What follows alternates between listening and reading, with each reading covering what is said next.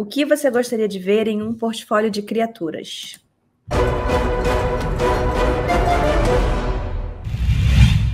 Seja muito bem-vindo, seja muito bem-vinda ao projeto Arte Transforma com Black Fox Studio. Aqui nós conversamos sobre o que você precisa saber para se tornar um artista profissional e discutimos estratégias para encurtar esse caminho. Eu sou a Mariana. E eu sou o Diego. E hoje nós vamos falar sobre como tornar o seu portfólio mais atrativo. Então, lembra disso, tá? Sempre do sketch mais solto para aquela peça final. Então, imagina esse funil ali. Isso vai acontecer sempre. Com algumas variações. Se você olhar portfólio não. Se você olhar as vagas para trabalhar com design de criatura, você vai ver que praticamente todas elas a galera pede conhecimento de ZBrush.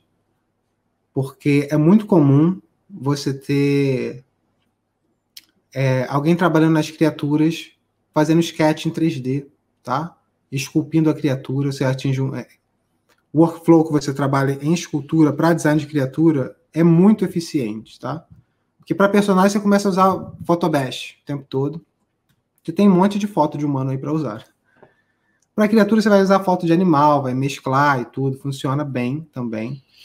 Mas, na minha opinião, o ideal é quando você começa a misturar o sketch em 3D com Photobash por cima.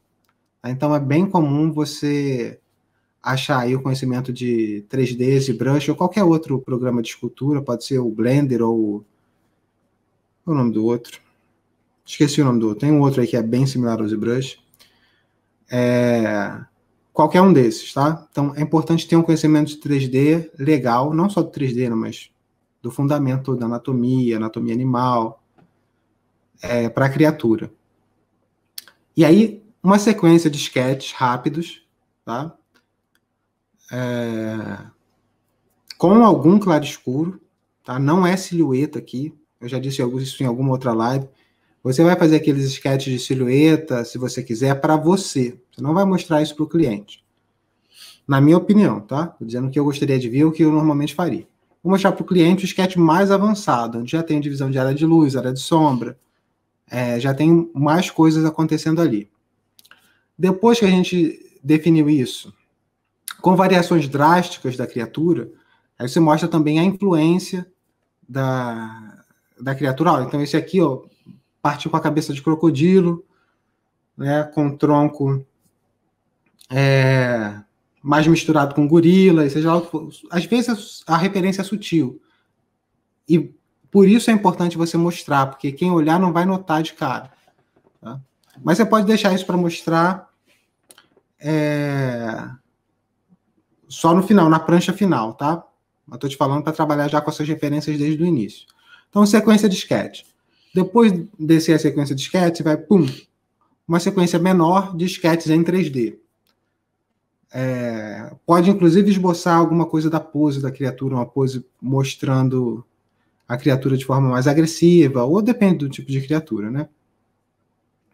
Depois, aí você iria para a etapa final, que é o equivalente ao personagem, aquela peça para vender o personagem. Tá? Aí faz para a criatura, o que eu gosto de fazer, finalizar a criatura em 3D. Tá?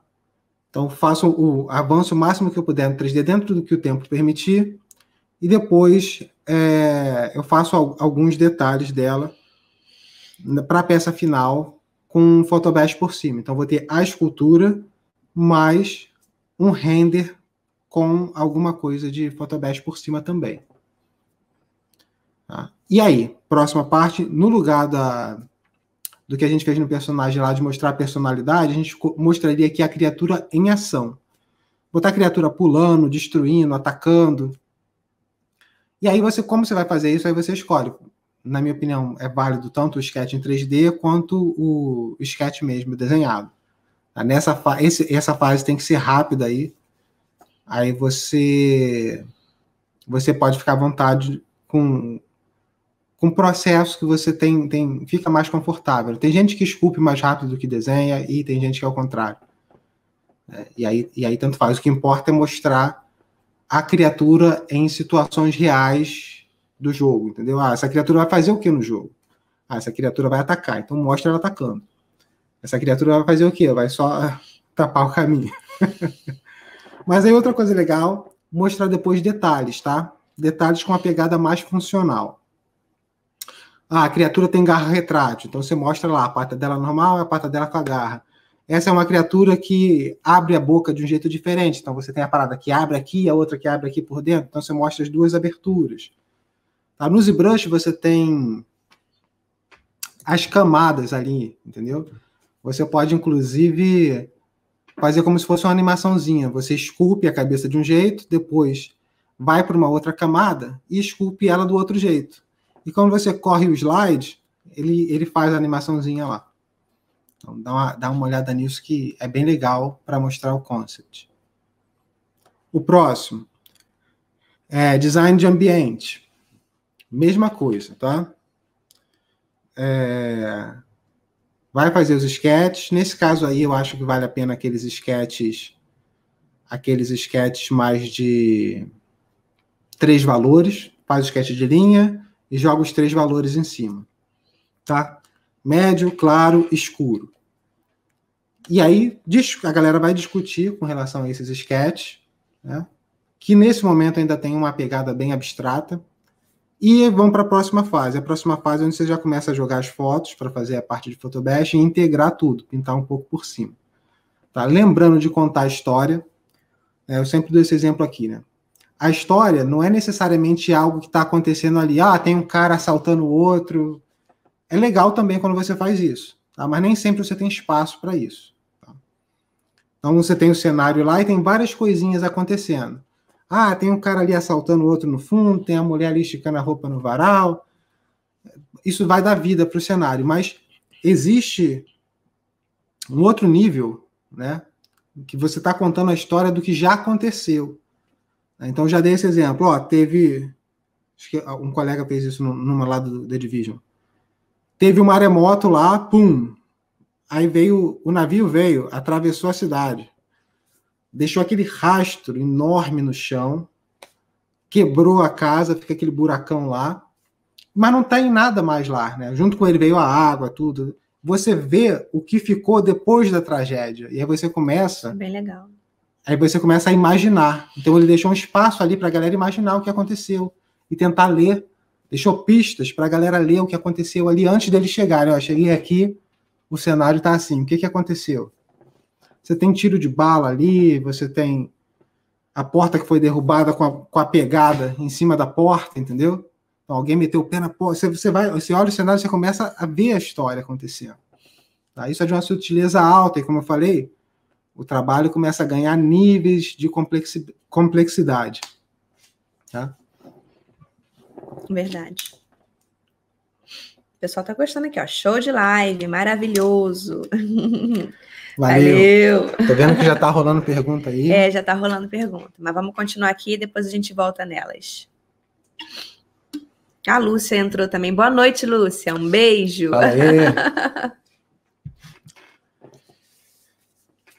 Então é isso. Paisagem. Depois a gente podia ter feito pergunta em cada um dos itens, né? Mas depois a gente vê um por um. Beleza. Outra coisa importante para a paisagem: gerar hierarquia, uma hierarquia clara dos elementos de interesse, tá? Então vou dar um exemplo aqui. Tem um cenário com essas pedras, né, que você tem perto de praia, aquelas pedras redondas, né? Então, o cenário está completo, repleto dessas pedras redondas e vegetação ao redor.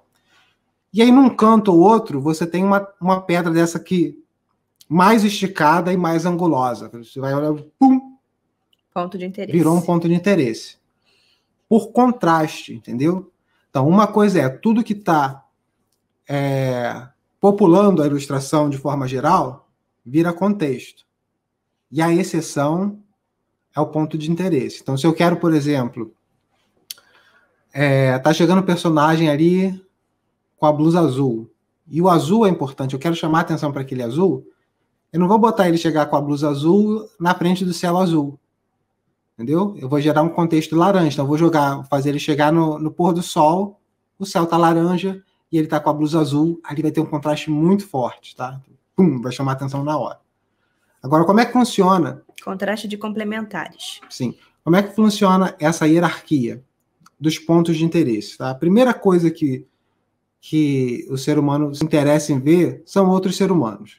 Então, não interessa o que você tenha na cena. Se você colocar se a galera coloca o carinha com cajado. Se você colocar um personagem, ele vai chamar atenção de cara. Não interessa. Pode ter o Godzilla na cena. Você colocar um personagem humano, é ele que vai chamar atenção. Tá? Então, vai chamar atenção os personagens. É claro que existem recursos para você forçar a barra, né? Você pode botar o personagem humano lá, mas, pô, você bota ele quase do valor do fundo, bota ele todo de preto na sombra, e o Godzilla laranja contra o céu azul, aí você forçou a barra para inverter as coisas, é possível. É um jogo, tá? Só falando a tendência natural das coisas. Figura humana, primeiro ponto de interesse. Segundo ponto de interesse são animais. Então você tem a paisagem. Você tem a fazendinha, né? Bota aí, esse é um exemplo clássico. Você tem a fazendinha com o gramado, as árvores, a casa e as ovelhas na frente. Uma ovelhinha ou duas na frente ali. Tum! Chamou a atenção para as duas ovelhinhas. Coloquei um pastor. Tum! Chamou a atenção para o pastor. Então eu vou desmembrar essa cena aqui. Tirei o pastor. Tum! Chamou a atenção para a ovelhinha. Tirei a ovelhinha. Tum! Chamou a atenção para a casa. Tirei a casa. Aí você tem o quê? O gramado e as árvores.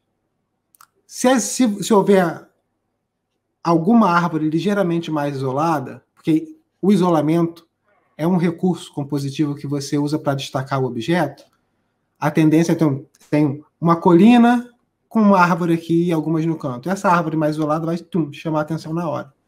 Entendeu? Então, é basicamente essa hierarquia. Tá? Então, é importante você decidir qual é o ponto de maior interesse no seu quadro e forçar a leitura para perceber esse ponto de interesse, entendeu? É importante que esse ponto de interesse não esteja no centro, tá? Mantenha isso em mente aí, que ele não esteja no centro. A galera, porque o centro já é já tem uma força grande. Já tem uma força ali. Muito grande, tá? Então, você junta as duas coisas, não fica legal.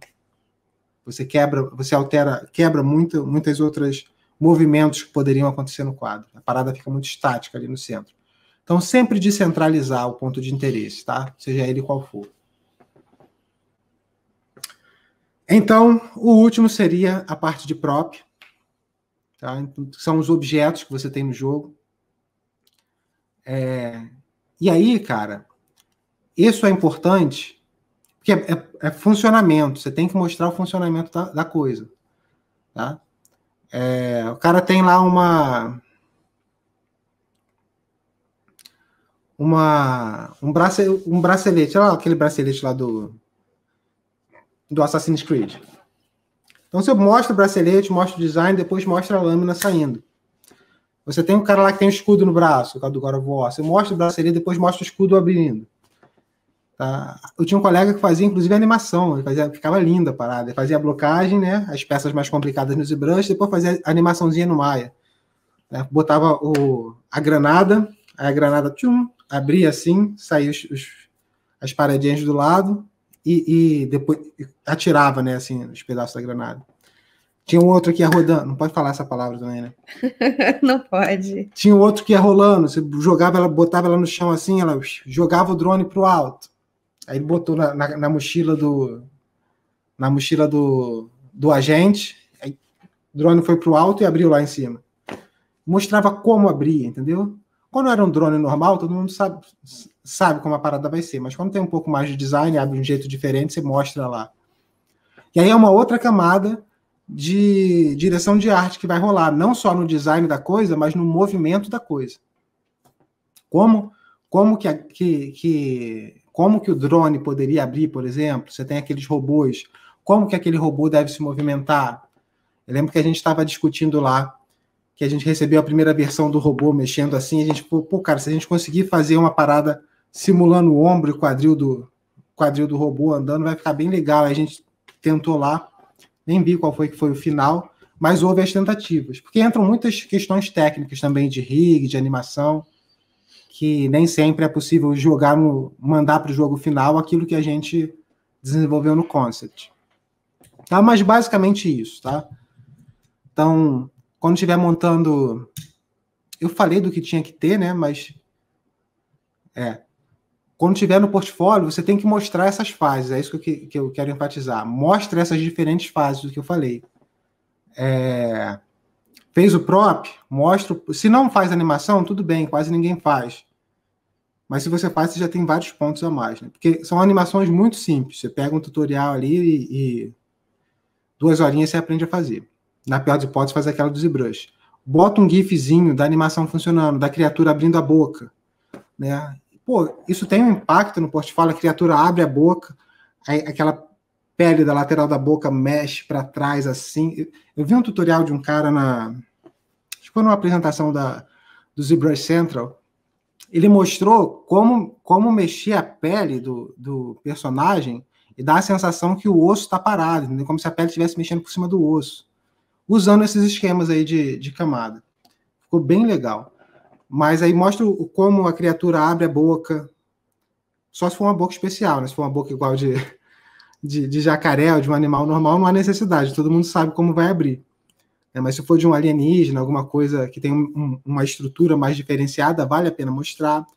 Quando é o próprio, você mostra o próprio funcionamento. O cara fez a caixa. Eu lembro que um colega fez uma caixa lá do The Division, que abria ele tinha fechadura, assim, aí ele mostrou ela rodando, indo para frente, acendendo a paradinha, a caixa abrindo, tinha um mecanismo de dentro que guardava a arma, que subia, abria e apresentava a arma, sabe? Teve toda uma apresentação feita na animação. Aí ele passou por uma rodada de feedback só de...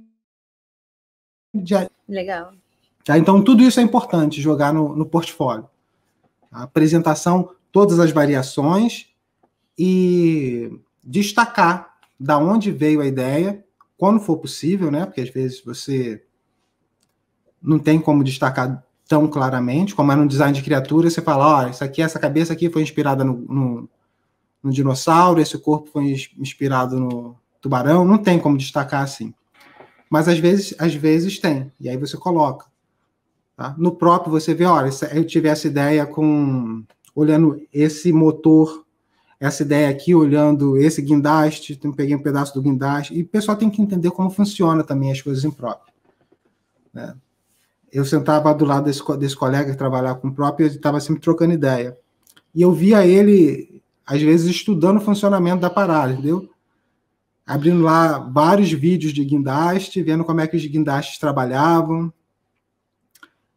Porque, às vezes, o guindaste tinha que ser construído dentro de um lugar onde ele não conseguiria entrar, entendeu? Então, você precisa de um guindaste para construir outro guindaste.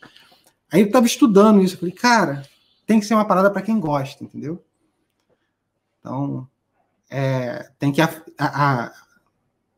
se aprofundar bastante no como as coisas funcionam. Não só no design, mas entender como funciona, porque, nesse caso, tem que ser bem crível. Não dá para simular a credibilidade. Você tem que fazer a parada funcionar de fato. Porque, muitas vezes, no jogo, ela vai ter que vir fechado, abrir, e o mecanismo vai ter que rodar lá. Legal. O Gabriel tá falando aqui que acabou de criar conta no ArtStation. Show de bola. Isso aí. Ele falou, mas é um pouco assustador no início, principalmente pelo meu nível humilde do meu trabalho. Não esquenta não a cabeça de ninguém, não se preocupa não. Tem que criar mesmo, parabéns. Ninguém paga suas contas, não. Cria lá, bota a imagem, e é isso. Vai melhorando. Todo mundo começa de algum lugar. Conforme você for fazendo trabalho novo, melhorando, você tira os antigos que você não gosta. Tá, então, galera, basicamente isso, tá? Entender que concept é repetição. 3 não é suficiente você ter 3 variações, tá? É legal faz esse funilzinho que eu comentei aí, e na primeira fila do funil são variações mais drásticas. Conforme você vai descendo o funil, pode ter quantas linhas quiser, tá? Às vezes tem muitos seriam os rounds do personagem. Conforme você vai descendo, mais sutil essas variações vão sendo. Na primeira fila são variações muito drásticas, você não definiu ainda. Eu lembro como dei esse exemplo na outra live, que eu estava fazendo o personagem. Aí a galera falou, olha, vai em cima de misturando culturas diferentes. Então, eu fiz um personagem misturando cultura africana com indiana, depois eu fiz o outro misturando cultura chinesa com cultura mongólica, e era uma parada muito diferente um do outro, tá? Você via assim, ó, e era o mesmo personagem. E aí, porque a galera quer ver. E uma vez que eles já tinham uma noção ligeiramente mais clara da direção que eles queriam puxar, olha, a gente gostou disso aqui, desenvolve um pouco mais nessa direção. Aí a gente pegou um dos caras lá do The Division, a gente fez usando de referência os warlords africanos, com aquelas balas penduradas, com um monte de saquinho colorido, que até hoje eu não sei para que é. Deve ser alguma coisa de superstição. Mas trazia umas cores muito bonitas, né? Misturado com as coisas mais contemporâneas que a gente tinha no jogo, com a máscara tática, e por aí foi, tá? Lembrando sempre que uma parada criativa nem sempre é algo que você inventou do nada, mas é uma combinação criativa de duas coisas que já existem. Tá? Então é isso. Começa com variações muito grandes, vai afunilando para variações menores. E lembra sempre, inclusive no personagem, de colocar alguns detalhes de itens que são importantes para aquele personagem. Então o cara tem precisa botar detalhe de coisa normal, entendeu? Assim, coisas mais simples. Né?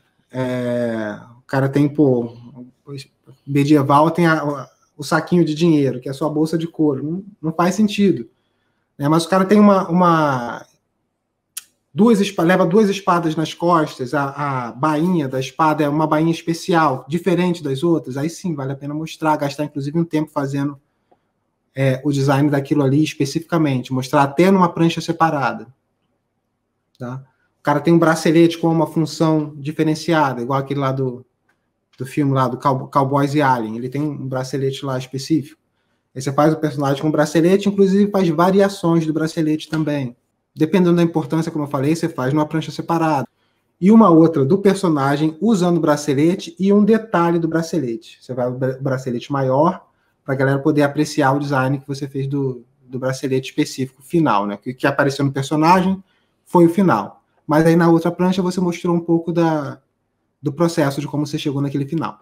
Se alguma coisa ficou confusa aí, dá um alô, se não ficou claro. Então, basicamente é isso que a gente separou para hoje. Se você lembrar de mais alguma coisa que eu não falei, você me dá um alô. Aqui algumas perguntas. E quem tiver pergunta, manda bala aí. Já está fazendo pergunta aqui.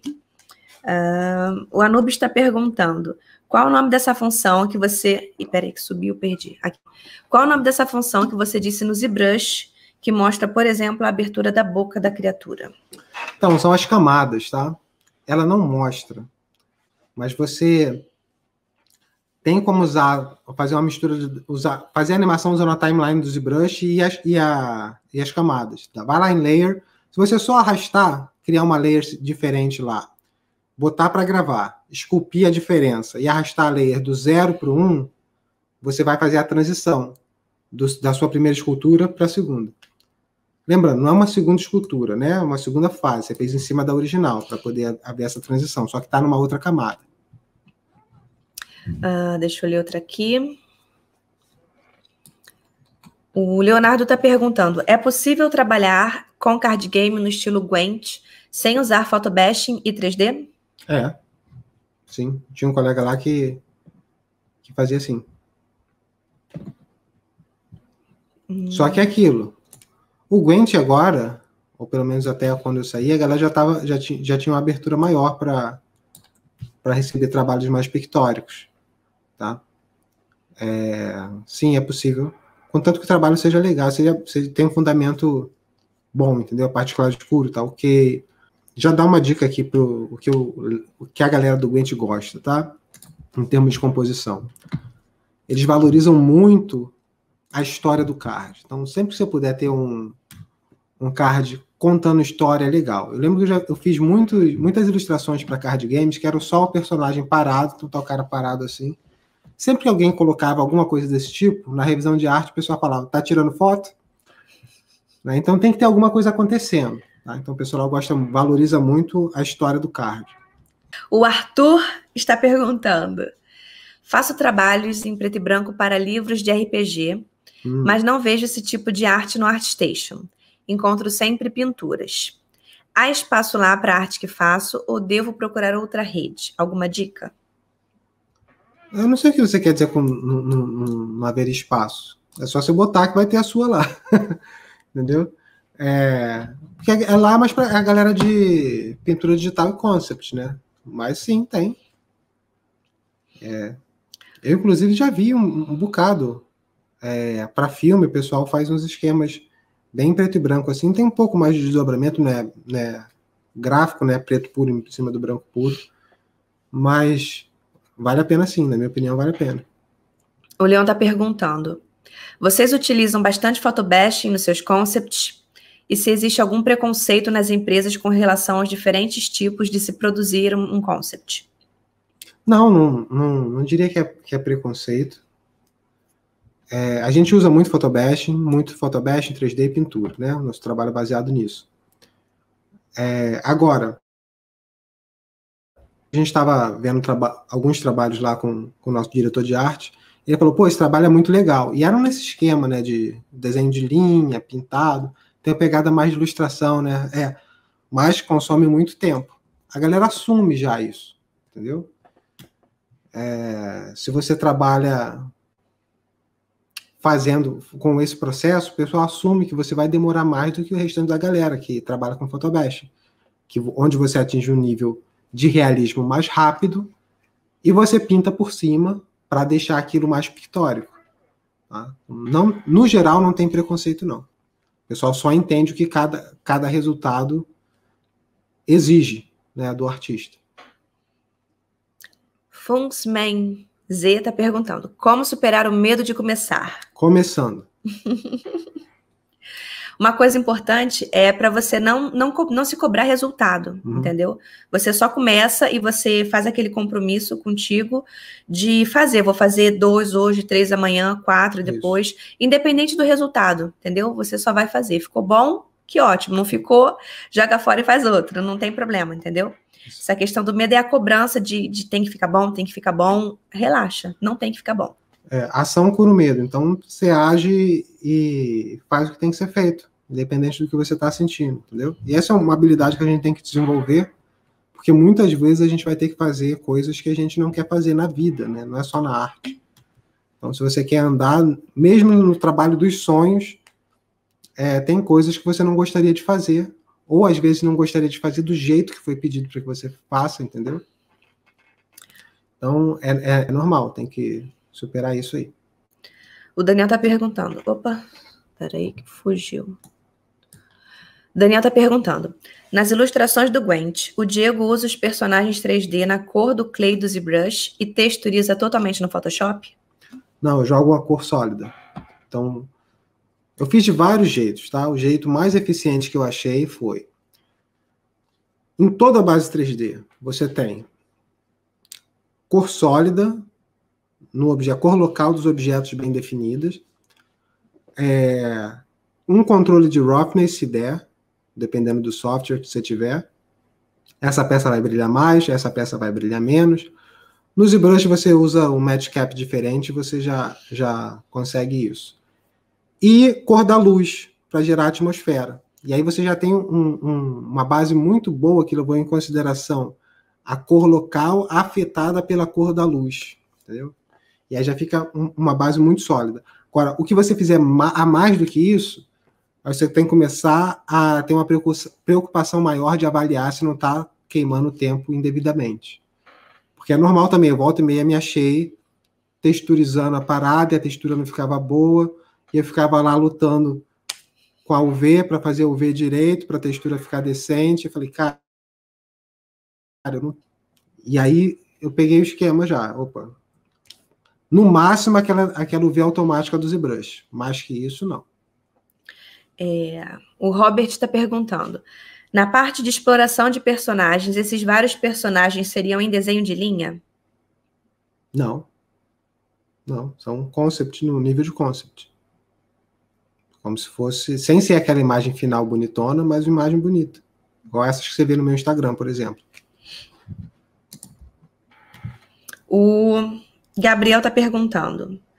No começo do portfólio, vocês acham que é melhor colocar tipos variados de trabalho, personagens, cenários e ir focando com o tempo em algum nicho ou já começar focando num nicho específico de mercado? As duas abordagens são válidas, entendeu? E você nunca sabe a necessidade da empresa que você está mandando o trabalho. Você pode ter uma noção se você acompanhar o trabalho de quem está lá dentro, mas eu vou explicar mais ou menos como era a distribuição aqui, tá? No nosso time antigo éramos 10 concept artists e quando a gente estava trabalhando no The Division, e os júniors, eles faziam mais ou menos de tudo. Então, quem era júnior, ou um pouco mais júnior, o cara já era intermediário, mas acabou de chegar intermediário. Então, eles faziam cenário, faziam personagem, faziam prop, faziam veículo, faziam arma. A galera mais sênior, mesmo que tivesse condição de fazer outras coisas, acabou sendo especializada pelo diretor de arte. Falou, não, você curto muito seus personagens, você vai fazer praticamente só personagem. Você, eu curto muito seus props, você vai fazer só prop. Não foi nada dito, entendeu? Mas a distribuição do trabalho acaba indo para quem manda bem nas áreas que manda bem. Então é isso. Então a tendência foi que quanto mais sênior, mais especializado você foi ficando. Mas não é necessariamente assim em outros estúdios, né? E não é porque você é sênior que você tem que ser especializado. Tá? Eu curto muito trabalhar com cenário também, curto muito trabalhar com alguns tipos de props, então volta e meia eu peço para fazer alguns, a galera libera e tá tudo bem. Mas, e aí é uma escolha, simplesmente uma escolha, né? Se você gosta muito de personagem, aí sim, vale a pena você fazer o seu portfólio só de personagem. Agora, se você, por exemplo, tá pensando em entrar em algum estúdio aí no Brasil, como júnior, então é bom que você mostre que você dê conta de vários tipos de problemas lá. Como eu falei, não que o sênior não dá conta, mas ele mostra o nível de especialidade lá. Agora, o cara que é júnior, ele vai acabar pegando muito prop, com certeza, mas muito das outras coisas também. O Arthur tá falando aqui, ele tá rindo e falou, se você colocar, vai ter espaço. Ele falou, muito bom, muito bom. Valeu, objetividade é tudo. É isso aí. Olha só. Felipe está perguntando, o quanto se difere um portfólio de ilustração de um de concept art? No mercado, as funções são exercidas pelo mesmo profissional? De jeito nenhum. É completamente diferente. Só fala aí rapidinho, então, qual é a diferença de ilustração para concept, que aí já dá uma... Sim, a ilustração você vai ter um monte de imagens bonitas. No concept você vai ter um monte de ideias boas. Basicamente isso. A ilustração, ela é o produto final. É isso que vai para a mão do consumidor. Então, ela é bem acabada, bem finalizada. E o concept, ele não vai para a mão do consumidor. Você não precisa, ele é parte do processo. Você não precisa de variação para ilustração, entendeu? A ilustração obrigatoriamente tem que ser finalizada, polida, toda bonitinha, não pode deixar nada inacabado. Não pode deixar nada. Por exemplo, no concept, você vê, uns colegas volta e meia bota as imagens em primeira resolução, a ideia tá fantástica, a imagem tá tudo em baixa resolução, assim, fez um photobash com imagem em baixa resolução, com pintura aqui, com 3D no fundo, e deixou, se der tempo vai pintar por cima, se não der vai ficar assim. E você vê muito em concept isso acontecendo, tá? E não tem problema nenhum. Porque o mais importante é a ideia. Isso, ele está comunicando ali o que deve ser construído pelo modelador. Agora, isso é inadmissível em ilustração. Você fazer um photobash aqui, você pega a imagem com a resolução ruim. Não existe. Tá? Você pode usar como base, mas aí você vai ter que pintar por cima até ficar bom. É isso. Imagem bonita, ilustração. Não que o concept vai ser feio, entendeu? Mas não é o foco. Você entende? Você faz ilustração, você tem uma semana de prazo. Às vezes 2 semanas. Já peguei ilustração com 1 mês. Você faz concept, você tem 2 dias, sabe? Então, a expectativa também é diferente do que vai ser. Então, vamos encerrar por hoje? Sim. Obrigado pela live, foi muito enriquecedora. Que bom que você curtiu, Gabriel. Priscila, feliz aniversário, obrigada. Helder, obrigada pela live. Valeu, galera. Que bom que vocês gostaram. Espero que vocês tenham anotado tudo aí direitinho. Tchau, tchau, pessoal. Valeu, até. Até.